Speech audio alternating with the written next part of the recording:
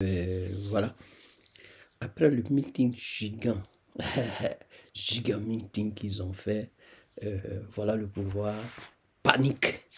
Le pouvoir panique et ne peut pas rester tranquille. Donc, il va chercher voies et moyens pour incriminer quelqu'un.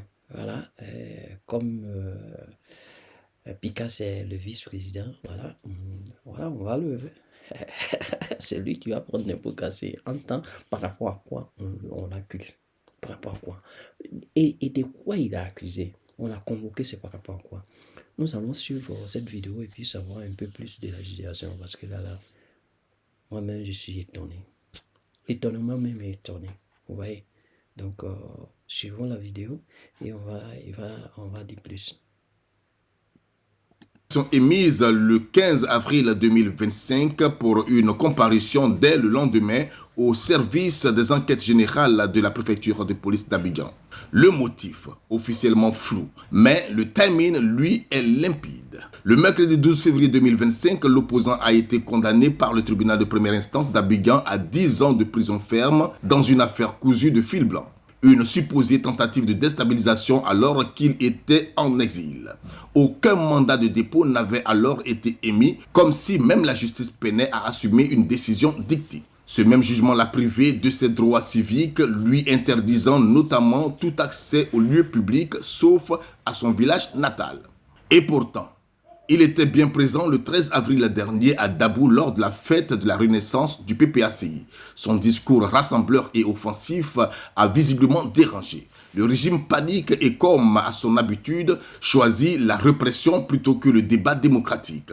En clair, l'émergence d'une opposition populaire et crédible est perçue comme un crime d'État. Le cas d'Amana Pikas n'est pas isolé. Il s'inscrit dans une stratégie globale d'intimidation et de musulmans. Ce n'est pas la justice qui agit, c'est le pouvoir par la justice. À chaque fois qu'un opposant prend la parole, il est poursuivi. À chaque fois qu'un meeting réussit, une convocation tombe. Et pendant ce temps, les vrais criminels, ceux qui pillent, trafiquent, bradent les terres et répriment les voies libres, dorment paisiblement. Ce n'est plus de la politique, c'est de la persécution.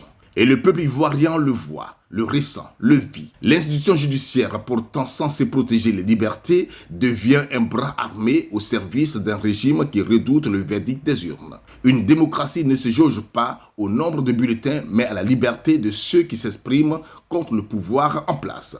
À ce rythme, faudra-t-il bientôt un visa pour critiquer le RHDP? Faudra-t-il un certificat de soumission pour prendre la parole dans un meeting? L'histoire nous enseigne une chose, aucun pouvoir ne résiste indéfiniment à la vérité et au peuple debout.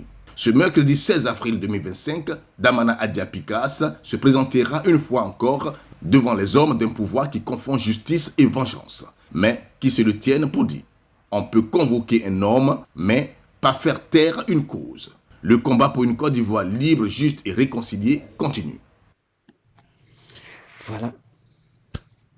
C'est vraiment déplorable de voir un gouvernement aux abois.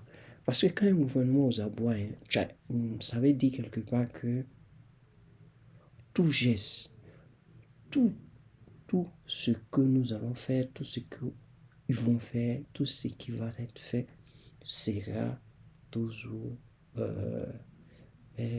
comment je peux appeler ça? Ils vont voir toujours un défaut là. Ils vont toujours voir que celui-là veut faire un coup d'État, celui-là, il n'aime pas le pouvoir, celui-là. On peut pas tous aimer la même chose. On ne peut pas tous aimer la même chose. Je dis quoi par là? Le pouvoir en place aujourd'hui est aux abois.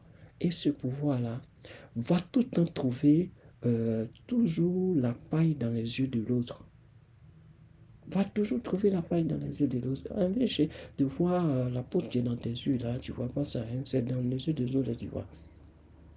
Mais celui-là, quelle accusation? Pourquoi de quoi on l'accuse? Ou bien il n'a pas respecté les normes. Mais de quel norme vous parlez? Vous l'accusez d'une chose qui n'a même pas de sens, qui ne tient pas debout. Qui ne tient pas debout. Mais moi je dis, oh, quand est-ce que cela va finir? Quand? Les gars, Il dit, si on ne se lève pas là, ce pouvoir-là va nous pourrir la vie. On doit se lever et démontrer, comme on a fait à Dabo, tout le monde sans exception, on se lève contre ce pouvoir-là pour qu'il tombe. Parce que ça là, on ne va pas pouvoir vivre. Il y a une restriction. Tu dois rester chez toi, tu ne dois pas aller quelque part, sauf dans ton village. Par rapport à quoi? Il a tué quelqu'un. Il a tué quelqu'un. C'est un danger public. Aïe, aïe, aïe.